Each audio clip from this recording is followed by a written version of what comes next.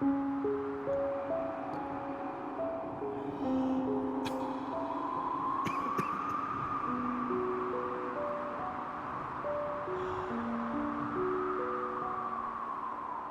leeremos un cuento de Jack London. El fuego de la hoguera.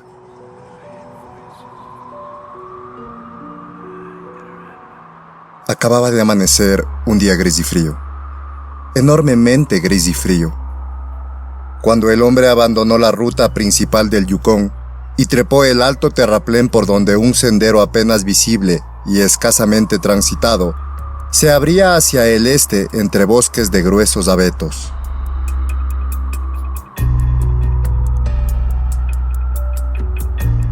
La ladera era muy pronunciada y el hombre se detuvo a cobrar aliento, exculpándose el descanso con el pretexto de consultar su reloj.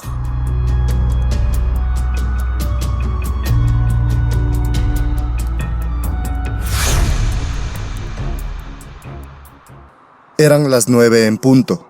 No se veía el sol, ni se vislumbraba siquiera su destello, aunque no había en el cielo ni una sola nube.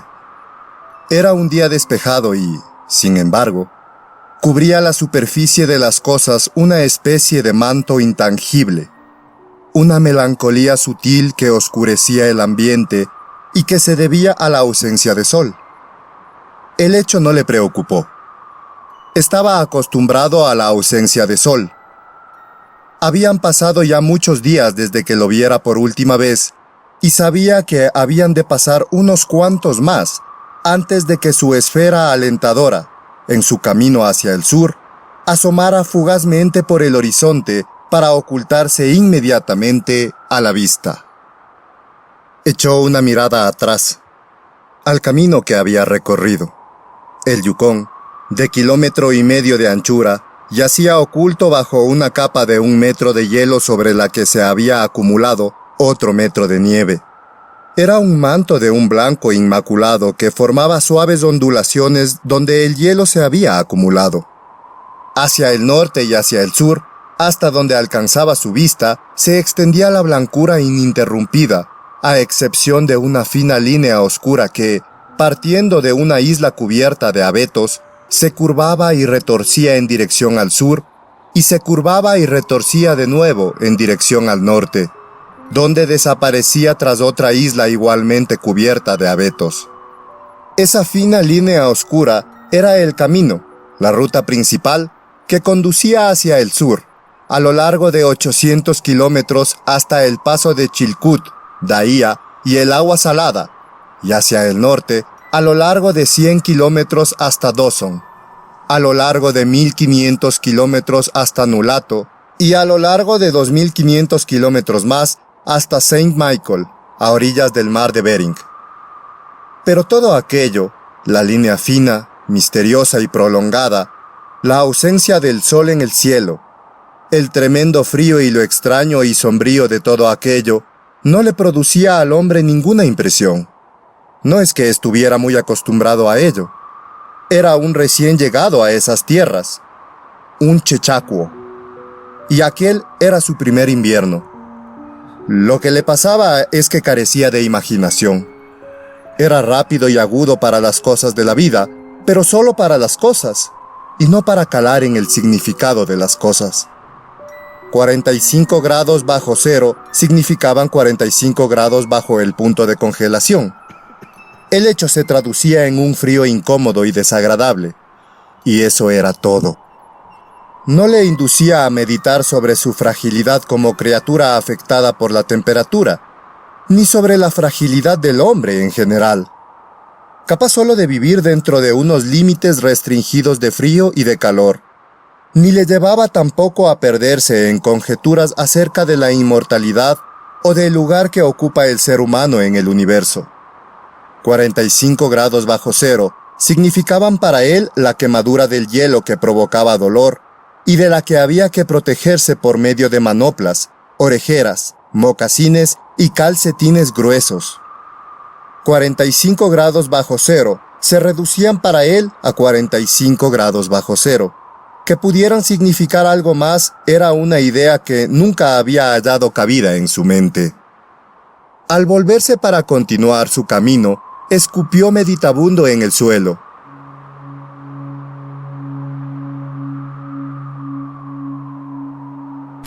Un chasquido seco, semejante a un estallido, le sobresaltó. Escupió de nuevo, y de nuevo chasqueó la saliva en el aire antes de que pudiera llegar al suelo. Él sabía que a 45 grados bajo cero, la saliva produce un chasquido sobre la nieve, pero en este caso lo había producido en el aire. Indudablemente, la temperatura era aún más baja. Cuánto más baja, lo ignoraba.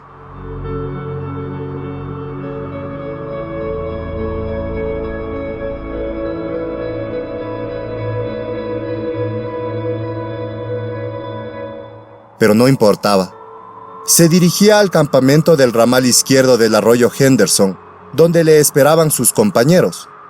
Ellos habían llegado ahí desde la región del arroyo Indio, atravesando la línea divisoria, mientras que él iba dando un rodeo para estudiar la posibilidad de extraer madera de las islas del Yukón la próxima primavera. Llegaría al campamento a las 6 en punto, pero entonces ya habría oscurecido, era cierto. Pero los muchachos se hallarían allí, habrían encendido una hoguera y le aguardaría una cena caliente.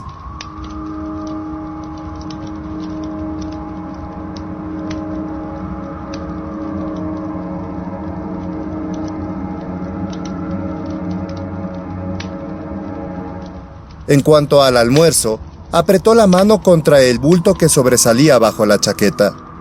Lo llevaba bajo la camisa, envuelto en un pañuelo, en contacto con la piel desnuda.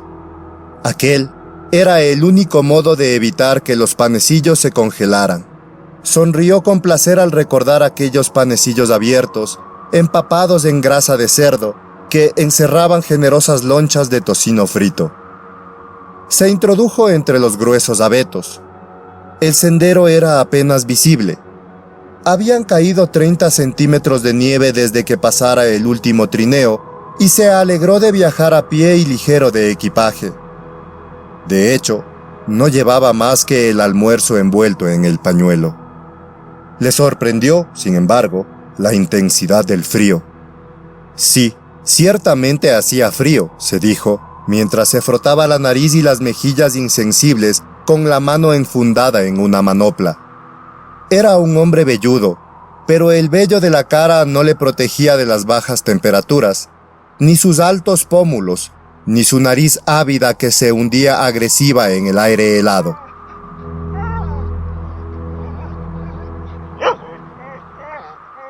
Pegado a sus talones, trotaba un perro esquimal, el característico perro lobo de color gris que no presentaba ninguna diferencia, ni visible ni de temperamento, con respecto a su hermano, el lobo salvaje.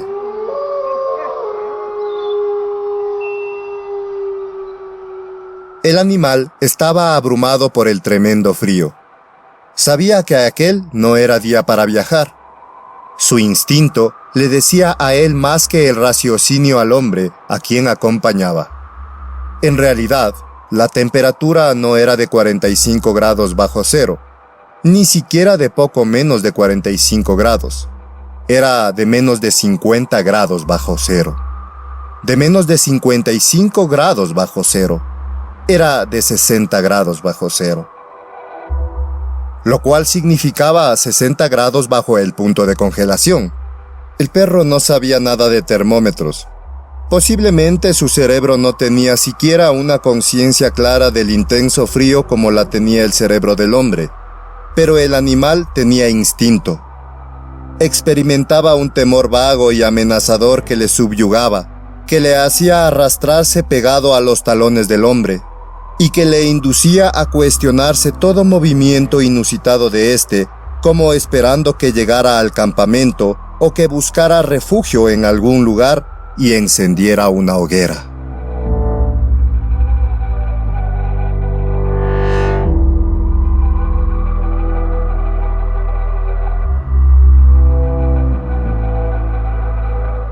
El perro había aprendido lo que era el fuego y lo que deseaba. Y si no el fuego, al menos hundirse bajo la nieve y acurrucarse a su propio calor lejos del aire.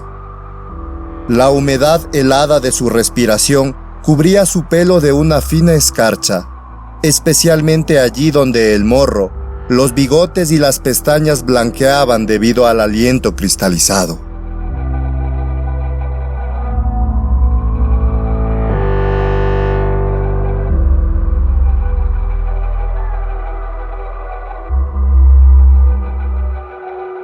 La barba rojiza y los bigotes del hombre estaban igualmente helados, pero de un modo más sólido.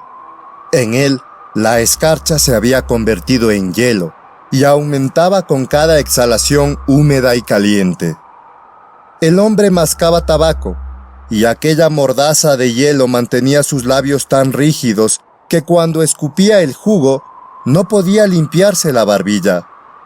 El resultado era que una barba de cristal del color y la solidez del ámbar aumentaba la longitud de su mentón. Si el hombre cayera al suelo, esa barba se rompería como el cristal en pequeños fragmentos.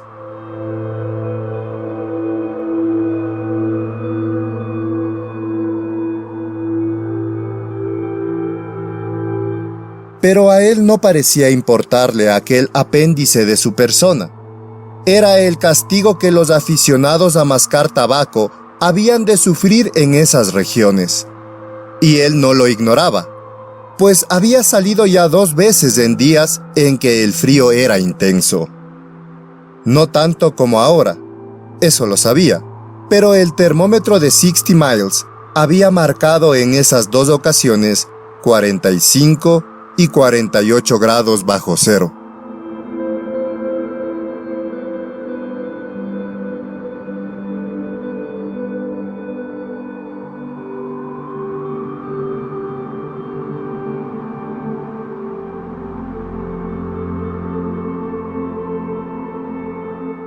Anduvo varios kilómetros entre los abetos, cruzó una ancha llanura cubierta de matorrales achaparrados y descendió un terraplén hasta llegar al cauce helado de un riachuelo.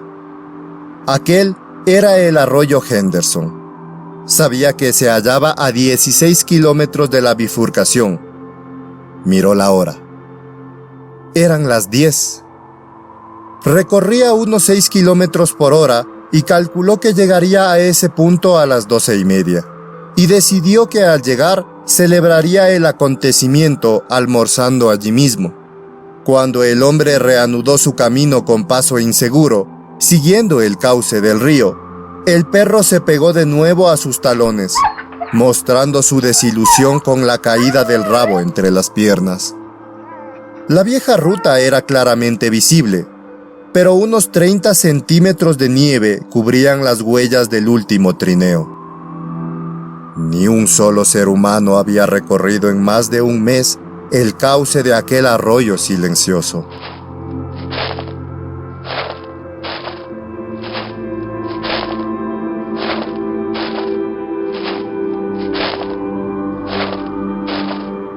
El hombre siguió adelante a marcha regular. No era muy dado a la meditación, y en aquel momento no tenía nada en que pensar, excepto que comería en la bifurcación y que a las 6 de la tarde estaría en el campamento con los compañeros. No tenía a nadie con quien hablar, y aunque lo hubiera tenido, le habría sido imposible hacerlo, debido a la mordaza que le inmovilizaba la boca. Así que siguió monótonamente adelante, mascando tabaco y alargando poco a poco su barba de ámbar.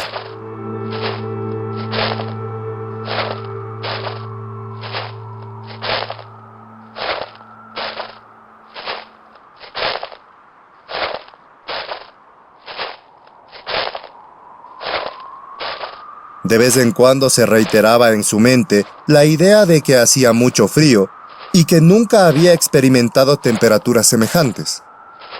Conforme avanzaba en su camino, se frotaba los pómulos y la nariz con el dorso de una mano enfundada en una manopla. Lo hacía automáticamente, alternando la derecha con la izquierda, pero por mucho que se frotara, en el instante en que dejaba de hacerlo, los pómulos se le entumecían y al segundo siguiente la nariz se le quedaba insensible.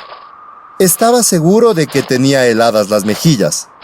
Lo sabía y lamentaba no haberse ingeniado un antifaz como el que llevaba Bob en días de mucho frío y que le protegía casi toda la cara. Pero al fin y al cabo, tampoco era para tanto. ¿Qué importancia tenían unas mejillas entumecidas?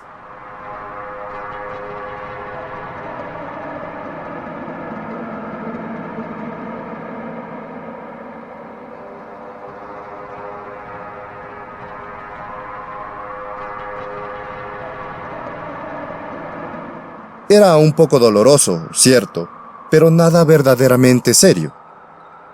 A pesar de que su mente estaba vacía de pensamientos, era buen observador y reparó en los cambios que había experimentado el arroyo, en las curvas y los meandros y en las acumulaciones de troncos y ramas provocadas por el deshielo de la primavera. Y tenía especial cuidado en mirar dónde ponía los pies. En cierto momento, al doblar una curva, se detuvo sobresaltado como un caballo espantado. Retrocedió unos pasos y dio un rodeo para evitar el lugar donde había pisado. El arroyo, el hombre lo sabía, estaba helado hasta el fondo. Era imposible que corriera el agua en aquel invierno ártico. Pero sabía también que había manantiales que brotaban en las laderas y corrían bajo la nieve y sobre el hielo del río. Sabía que ni el frío más intenso helaba esos manantiales y no ignoraba el peligro que representaban. Eran auténticas trampas.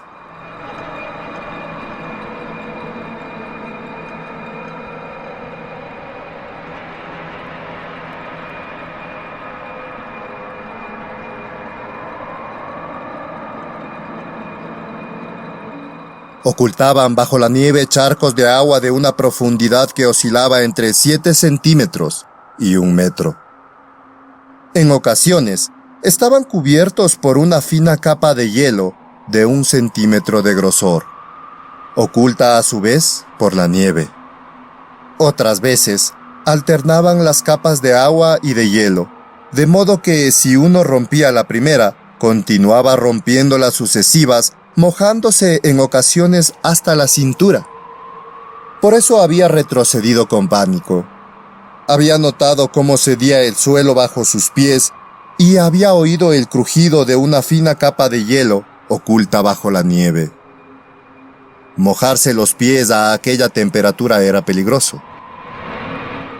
En el mejor de los casos, representaría un retraso, pues se vería obligado a detenerse y a hacer una hoguera al calor de la cual calentarse los pies y secar sus mocasines y sus calcetines. Se detuvo a estudiar el cauce y las orillas del río y decidió que la corriente de agua venía de la derecha.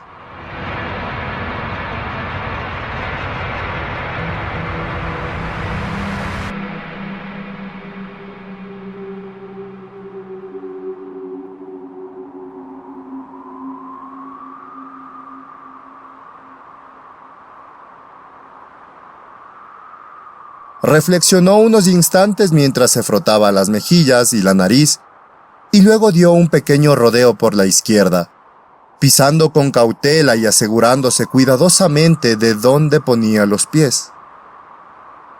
Una vez pasado el peligro, se metió en la boca una nueva porción de tabaco y reemprendió el camino a buen paso.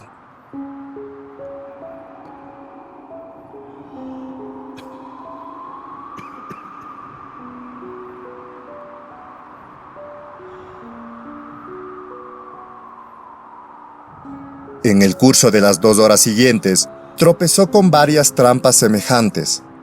Generalmente la nieve acumulada sobre los charcos ocultos tenía un aspecto hundido y glaseado que advertía del peligro.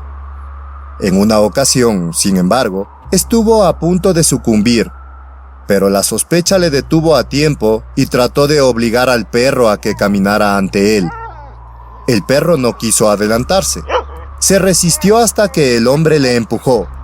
y solo entonces se adentró apresuradamente en la superficie blanca y lisa. De pronto el suelo se hundió bajo sus patas. El perro se hizo a un lado con dificultad y buscó un terreno más seguro. Se había mojado las patas delanteras y casi inmediatamente el agua adherida a ellas se había convertido en hielo. Sin perder un segundo se aplicó a lamérselas y luego se tendió en el suelo y comenzó a arrancar a mordiscos el hielo que se había formado entre los dedos. Así se lo dictaba su instinto.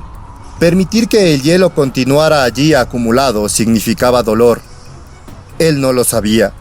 Simplemente obedecía a un impulso misterioso que surgía de las criptas más profundas de su ser. Pero el hombre sí lo sabía, porque su juicio le había ayudado a comprenderlo, y por eso se quitó la manopla de la mano derecha y ayudó al perro a quitarse las partículas de hielo. Se asombró al darse cuenta de que no había dejado los dedos al descubierto más de 1 minuto y ya los tenía entumecidos.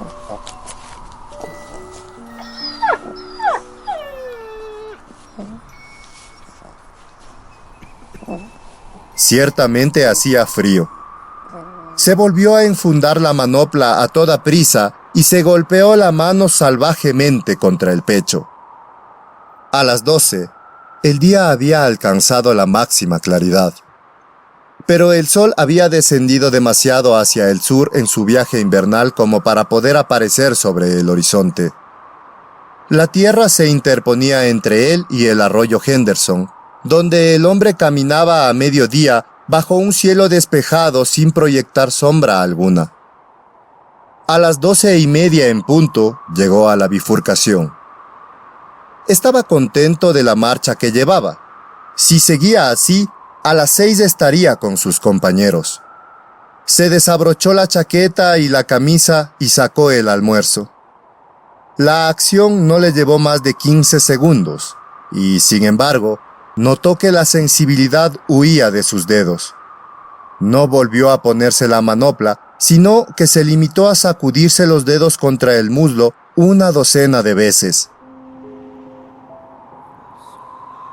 Luego se sentó sobre un tronco cubierto de nieve a comerse su almuerzo. El dolor que le había provocado sacudirse los dedos contra las piernas se desvaneció tan pronto que le sorprendió. No había llegado siquiera a morder el primer panecillo. Volvió a sacudir los dedos repetidamente y los enfundó en la manopla, descubriendo la otra mano para comer. Trató de morder un bocado, pero la mordaza de hielo le impidió abrir la boca. Se había olvidado de hacer una hoguera para derretirla. Se rió de su descuido, y mientras se reía notó que los dedos expuestos se le habían quedado entumecidos. Sintió también que las punzadas que había notado en los pies al sentarse se hacían cada vez más tenues. Se preguntó si sería porque los pies se habían calentado o porque habían perdido sensibilidad. Movió los dedos de los pies dentro de los mocasines y comprobó que los tenía entumecidos. Se puso la manopla apresuradamente y se levantó. Estaba un poco asustado. Dio una serie de patadas contra el suelo hasta que volvió a sentir las punzadas de nuevo. Ciertamente hacía frío, pensó. Aquel hombre del arroyo del azufre había tenido razón al decir que en aquella región el frío podía ser estremecedor. Y pensar que cuando se lo dijo, él se había reído. No había que darle más vueltas. Hacía un frío de 1000 demonios. Pero paseó de arriba a abajo dando fuertes patadas en el suelo y frotándose los brazos con las manos, hasta que al volver a calentarse se tranquilizó. Sacó entonces las cerillas y comenzó a preparar una hoguera. En el nivel más bajo de un arbusto cercano, encontró un depósito de ramas acumuladas por el deshielo la primavera anterior. Añadiendo ramas poco a poco a las primeras llamas, logró hacer pronto una formidable hoguera al calor de la cual derritió su mordaza de hielo y a cuyo abrigo pudo comerse los panecillos.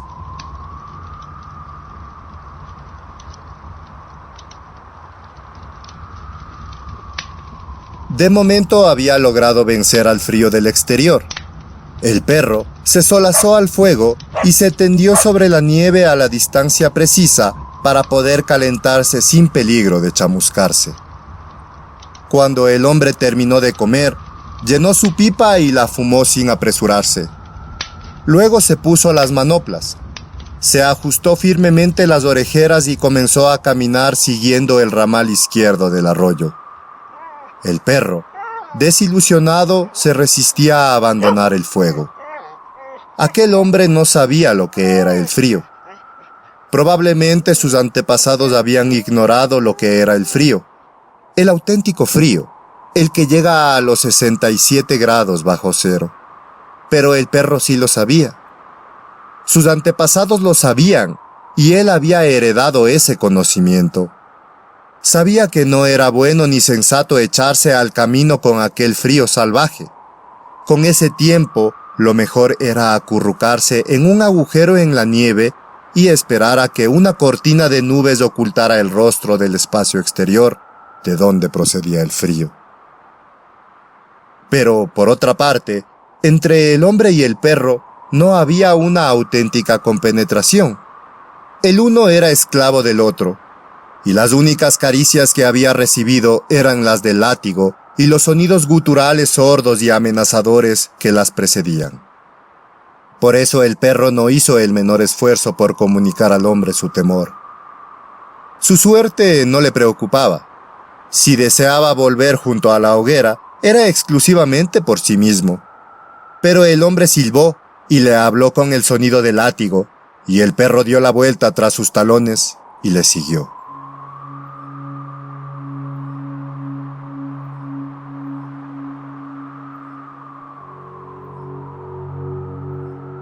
El hombre se metió en la boca una nueva porción de tabaco y dio comienzo a otra barba de ámbar. Pronto su aliento húmedo le cubrió de un polvo blanco el bigote, las cejas y las pestañas. No había muchos manantiales en el ramal izquierdo del Henderson y durante media hora no vio señales de ninguno. Pero de pronto sucedió. En un lugar donde nada advertía del peligro, donde la blanda blancura ininterrumpida de la nieve parecía ocultar una superficie sólida, el hombre se hundió. No fue mucho, pero antes de lograr ponerse en pie en terreno firme, se había mojado hasta la rodilla. Se enfureció y maldijo en voz alta su suerte. Quería llegar al campamento a las 6 en punto, y aquel percance representaba 1 hora de retraso. Ahora tendría que encender una hoguera y esperar a que se le secaran los calcetines y los mocasines. Con aquel frío no podía hacer otra cosa. Eso sí lo sabía. Se volvió hacia el terraplén que formaba la ribera del riachuelo y subió a lo alto.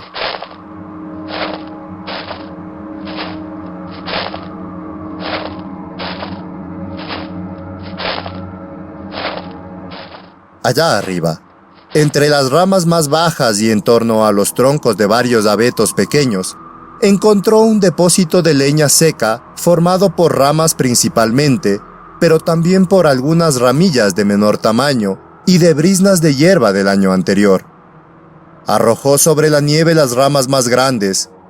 Estas servirían de base para la hoguera e impedirían que se derritiera la nieve y se hundiera en ella la llama que logró obtener arrimando una cerilla a un trozo de corteza de abedul que sacó de su bolsillo.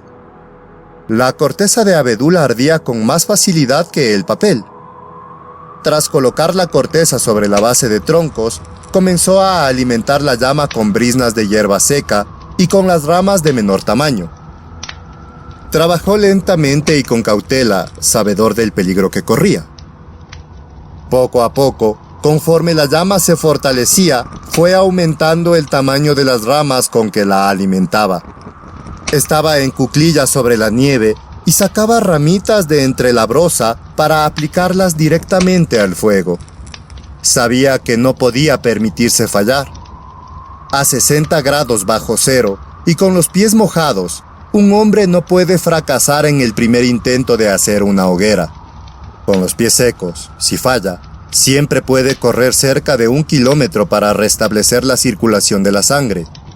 Pero a 60 grados bajo cero, es totalmente imposible hacer circular la sangre por unos pies helados y empapados. Cuanto más se corre, más se hielan los pies mojados. Todo esto el hombre lo sabía. El veterano del arroyo del azufre se lo había dicho el otoño anterior, y ahora le agradecía la advertencia.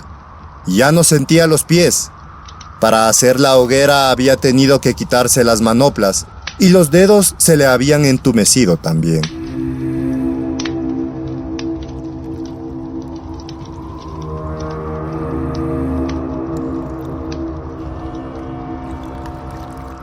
Al andar a razón de 6 kilómetros por hora, había mantenido bien regadas de sangre la superficie de su cuerpo y las extremidades. Pero en el instante en que se había detenido, su corazón había aminorado la marcha. El frío castigaba sin piedad aquel extremo inerme de la tierra, y el hombre, por hallarse en aquel lugar, era víctima del castigo en todo su rigor. La sangre de su cuerpo retrocedía ante aquella temperatura extrema. La sangre estaba viva como el perro, y como el perro quería ocultarse y ponerse al abrigo de aquel frío implacable. Mientras el hombre había andado a 6 kilómetros por hora, había obligado a la sangre a circular de grado o por fuerza hasta la superficie. Pero ahora, ésta se retraía y se hundía en los recovecos más profundos de su cuerpo. Las extremidades fueron las primeras que notaron su ausencia. Los pies mojados se helaron primero, mientras que los dedos expuestos a la intemperie perdieron sensibilidad, aunque todavía no habían empezado a congelarse. La nariz y las mejillas estaban entumecidas, y la piel del cuerpo se enfriaba conforme la sangre se retiraba. Pero estaba a salvo. El hielo solo le afectaría a los dedos de los pies, a la nariz y a las mejillas, porque el fuego comenzaba ya a cobrar fuerza. Lo alimentaba ahora con ramas del grueso de un dedo. 1 minuto más y podría arrojar a él troncos del grosor de su muñeca. Entonces podría quitarse los mocasines y los calcetines, y mientras se secaban acercaría a las llamas los pies desnudos, no sin antes frotarlos, naturalmente, con nieve.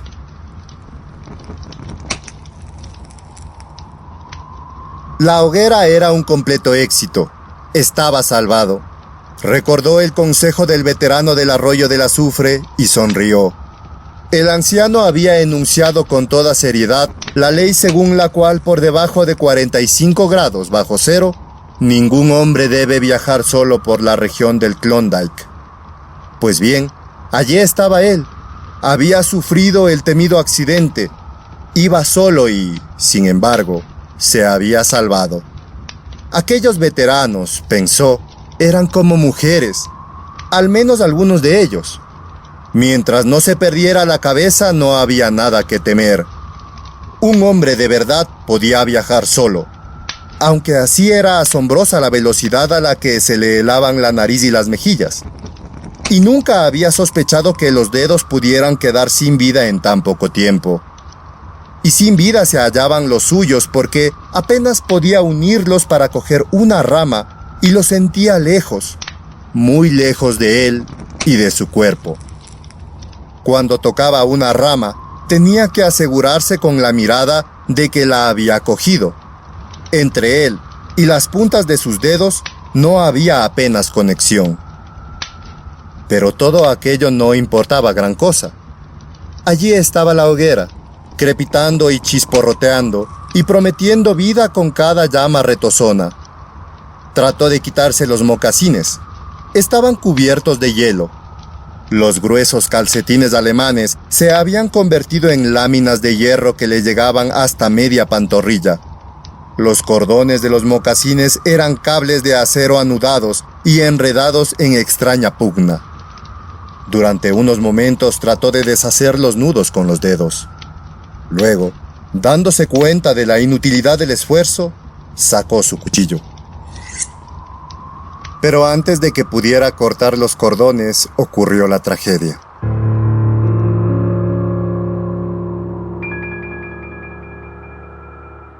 fue culpa suya, o mejor dicho, consecuencia de un error suyo. No debió hacer la hoguera bajo las ramas del abeto. Debió hacerla en un claro. Pero le había resultado más sencillo recoger el material de entre las ramas y arrojarlo directamente al fuego. Las ramas del árbol bajo el que se hallaba estaban cubiertas de nieve. El viento no había soplado en varias semanas y las ramas estaban totalmente cargadas. Cada vez que había cogido una rama, había comunicado al árbol una leve agitación, imperceptible a su entender, pero suficiente como para provocar el desastre.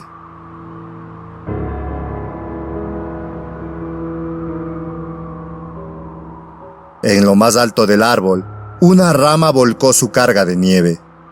Esta cayó sobre las ramas inferiores y el proceso continuó hasta afectar a todo el árbol. La nieve creció como en una avalancha y cayó sin previo aviso sobre el hombre y sobre la hoguera. El fuego se apagó. Donde momentos antes había ardido, no quedaba más que un desordenado montón de nieve fresca. El hombre quedó estupefacto. Fue como si hubiera oído su sentencia de muerte. Durante unos instantes se quedó sentado mirando hacia el lugar donde segundos antes ardiera un fuego. Después se tranquilizó. Quizá el veterano del arroyo del azufre había tenido razón. Si tuviera un compañero de viaje, ahora no correría peligro. Su compañero podía haber encendido el fuego, pero de este modo solo él podía encender otra hoguera, y esta segunda vez sí que no podía fracasar. Aun si lo lograba, lo más seguro es que perdiera parte de los dedos de los pies. Ya había de tenerlos congelados y aún tardaría en encender otro fuego. Estos fueron sus pensamientos, pero no se sentó a meditar sobre ellos. Mientras pasaban por su mente, no dejó de afanarse en su tarea. Hizo una nueva base para la hoguera, esta vez en campo abierto, donde ningún árbol traidor pudiera sofocarla. Luego reunió un haz de ramillas y hierbas secas acumuladas por el deshielo. No podía cogerlas con los dedos, pero sí podía levantarlas con ambas manos en un montón.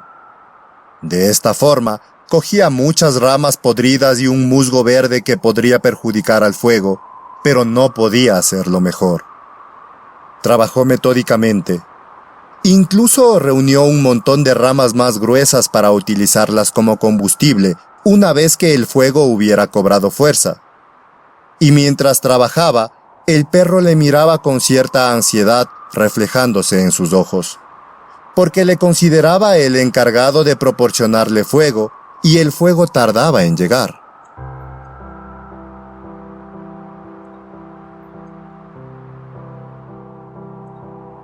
Cuando todo estuvo listo, el hombre buscó en su bolsillo un segundo trozo de corteza de abedul. Sabía que estaba allí, y aunque no podía sentirlo con los dedos, lo oía crujir mientras revolvía en sus bolsillos.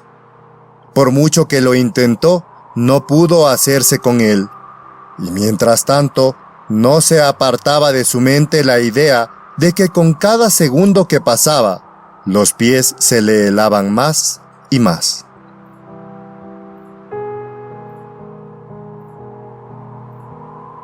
Comenzó a invadirle el pánico, pero supo luchar contra él y conservar la calma. Se puso las manoplas con los dientes y blandió los brazos en el aire para sacudir después con fuerza las manos contra los costados.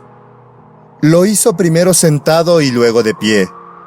Mientras el perro le contemplaba sentado sobre la nieve con su cola de lobo, enroscada en torno a las patas para calentarlas, y las agudas orejas lupinas proyectadas hacia el frente. Y el hombre, mientras sacudía y agitaba en el aire los brazos y las manos, sintió una enorme envidia por aquella criatura, caliente y segura bajo su cobertura natural. Al poco tiempo sintió la primera señal de un asomo de sensación en sus dedos helados. El suave cosquilleo inicial se fue haciendo cada vez más fuerte hasta convertirse en un dolor agudo, insoportable, pero que él recibió con indecible satisfacción. Se quitó la manopla de la mano derecha y se dispuso a buscar la astilla. Los dedos expuestos comenzaban de nuevo a perder la sensibilidad. Luego sacó un manojo de cerillas de sulfuro, pero el tremendo frío había entumecido ya totalmente sus dedos. Mientras se esforzaba por separar unas cerillas de las otras, el paquete entero cayó al suelo. Trató de recogerlo, pero no pudo. Los dedos muertos no podían ni tocar ni coger. Ejecutaba cada acción con una inmensa cautela. Dejó de pensar en sus pies, su nariz y sus mejillas heladas, y se entregó en cuerpo y alma a la tarea de recoger del suelo las cerillas. Decidió utilizar la vista en lugar del tacto, y en el momento en que vio dos de sus dedos debidamente colocados, uno a cada lado del paquete, los cerró, o mejor dicho, quiso cerrarlos. Pero la comunicación estaba ya totalmente cortada, y los dedos no le obedecían. Se puso la manopla derecha y se sacudió la mano salvajemente contra la rodilla. Luego, utilizando ambas manos, recogió el paquete de cerillas entre un puñado de nieve y se lo colocó en el regazo. Pero con eso no había conseguido nada. Tras una larga manipulación logró aprisionar el paquete entre las dos manos enguantadas. De esta manera lo levantó hasta su boca. El hielo que sellaba sus labios crujió cuando con un enorme esfuerzo consiguió separarlos. Contrajo la mandíbula, elevó el labio superior y trató de separar una cerilla con los dientes. Al fin lo logró, y lo dejó caer sobre las rodillas. Seguía sin conseguir nada. No podía recogerla. Al fin se le ocurrió una idea. La levantó entre los dientes y la frotó contra el muslo. 20 veces repitió la operación hasta que logró encenderla. Sosteniéndola entre los dientes la acercó a la corteza de abedul, pero el vapor de azufre le llegó a los pulmones, causándole una tos espasmódica. La cerilla cayó sobre la nieve y se apagó. El veterano del arroyo del azufre tenía razón, pensó el hombre en el momento de resignada desesperación que siguió al incidente. A menos de 45 grados bajo cero, se debe viajar siempre con un compañero. Dio unas cuantas palmadas, pero no despertó en las manos la menor sensación. De pronto se quitó las manoplas con los dientes y cogió el paquete entero de fósforos con la base de las manos. Como aún no tenía helados los músculos de los brazos, pudo ejercer presión sobre el paquete. Luego frotó los fósforos contra la pierna. De pronto estalló la llama. 60 fósforos de azufre ardiendo al mismo tiempo. No soplaba ni la brisa más ligera que pudiera apagarlos. Ladeó la cabeza para escampar a los vapores y aplicó la llama a la corteza de abedul. Mientras lo hacía, notó una extraña sensación en la mano. Su carne se quemaba. A su olfato llegó el olor y allá dentro, bajo la superficie, lo sintió.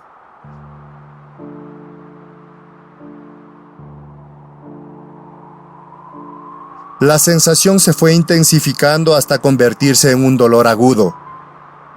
Y aún así lo soportó manteniendo torpemente la llama contra la corteza, que no se encendía porque sus manos ardientes se interponían, absorbiendo la mayor parte del fuego. Al fin, cuando no pudo aguantar más, abrió las manos de golpe.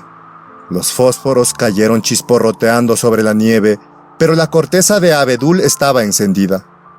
Comenzó a acumular sobre la llama briznas de hierbas secas y las ramas más pequeñas. No podía seleccionar porque la única forma de transportar el combustible era utilizando la base de las manos. A las ramas iban adheridos fragmentos de madera podrida y de un musgo verde que arrancaba como podía con los dientes. Cuidó la llama con mimo y con torpeza. Esa llama significaba la vida, y no podía perecer. La sangre se retiraba de la superficie de su cuerpo, y el hombre comenzó a tiritar y a moverse torpemente. Un montón de musgo verde cayó sobre la pequeña hoguera. Trató de apartarlo, pero el temblor de los dedos desbarató el núcleo del fuego. Las ramillas y las hierbas se disgregaron. Quiso reunirlas de nuevo, pero a pesar del enorme esfuerzo que hizo por conseguirlo, el temblor de sus manos se impuso y las ramas se dispersaron sin remedio.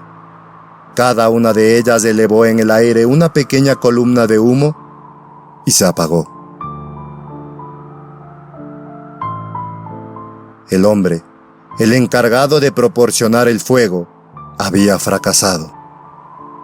Mientras miraba apáticamente a su alrededor, su mirada cayó sobre el perro que, sentado frente a él, al otro lado de los restos de la hoguera, se movía con impaciencia, levantando primero una pata, luego la otra, y pasando ansiosamente de una a otra el peso de su cuerpo. El fuego de la hoguera. Jack London, 1902.